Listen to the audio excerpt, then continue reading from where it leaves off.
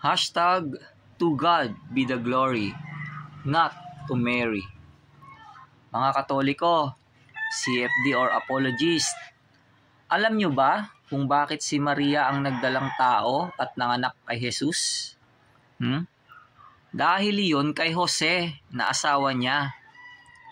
Kung hindi dahil kay Jose, ay hindi si Maria ang pinararangalan nyo ngayon ng sobra-sobra at pati kayo ay nakikimama sa kanya. Kailangan kasi na dumaan si Jesus sa lahi ni David at ni Juda magmula sa Diyos para matupad ang mga hula o propesiya ng Biblia tungkol kay Kristo. Kaya dapat ang maging tatay-tatayan ni Jesus ay si Jose dahil galing siya sa lahi ni David at ni Juda Kung sino man ang mapapangasawa ni Jose, ay yun ang magdadala kay Jesus sa kanyang sinapupunan. Dahil ang importante doon ay manggaling si Jesus sa lahi ni Jose. Kahit nga yung lugar kung saan siya dapat ipanganak ay dapat sa lupain ng Juda sa Bethlehem na bayan ni David, ayon sa hula o propesiya ng Biblia. Gets nyo?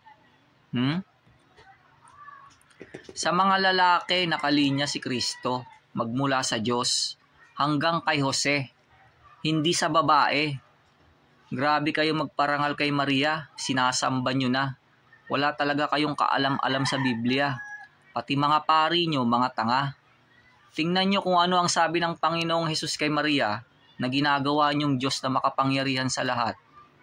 Basa Biblia, 1:2-3-4. At nang magkulang ng alak, ang ina ni Jesus ay nagsabi sa kanya, wala silang alak. At sinabi sa kanya ni Jesus, babae, anong pakialam ko sa iyo? Ang aking oras ay hindi pa dumarating. Mika 5:2.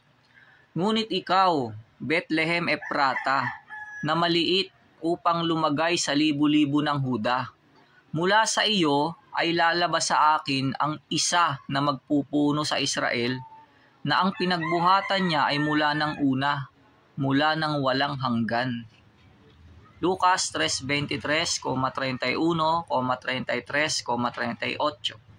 At si Jesus din, nang magpasimula siyang magturo, ay may gulang na 30 taon, na anak, ayon sa sinasapantaha, ni Jose, ni Eli, ni Melea, ni Mena, ni Matata, ni Natan, ni David, ni Aminadab, ni Aram, ni Esrom, ni Fares, ni Huda, ni Enos, ni Set, ni Adam, ng Diyos. Mateo 2:1-6. Nang ipanganak nga si Jesus sa Bethlehem ng Judea, sa mga kaarawan ng haring si Herodes, narito, ang mga pantas na lalaki ay nagsidating sa Jerusalem mula sa silanganan, na nagsisipagsabi, saan naroon ang ipinanganak na hari ng mga Hudyo? Sapagkat aming nakita ang kanyang bituin sa silanganan, at naparito kami upang siya'y sambahin. Nang marinig ito ng haring si Herodes, ay nagalumihanan siya at pati ng buong Jerusalem. At pagkatipon sa lahat ng mga pangulong saserdote at mga eskriba ng bayan, ay siniyasat niya sa kanila kung saan kaya ipanganganak ang Kristo. At sinabi nila sa kanya, sa Bethlehem ng Judea, sapagkat ganito ang pagkasulat ng propeta. At ikaw, Bethlehem, na lupa ng Huda, sa anumang paraan ay hindi ikaw ang pinakamaliit sa mga pangulong bayan ng Huda, sapagkat mula sa iyo'y lalabas ang isang gobernador na siyang magiging pastor ng aking bayang Israel. 1:7-42. Hindi bagas sinabi ng kasulatan na ang Kristo ay manggagaling sa lahi ni David at mula sa Bethlehem ang nayong kinaroonan ni David? Lucas 2:1-4-5. Nangyari nga ng mga araw na yaon na lumabas ang isang utos mula kay Augusto Cesar na magpatala ang buong sanglibutan.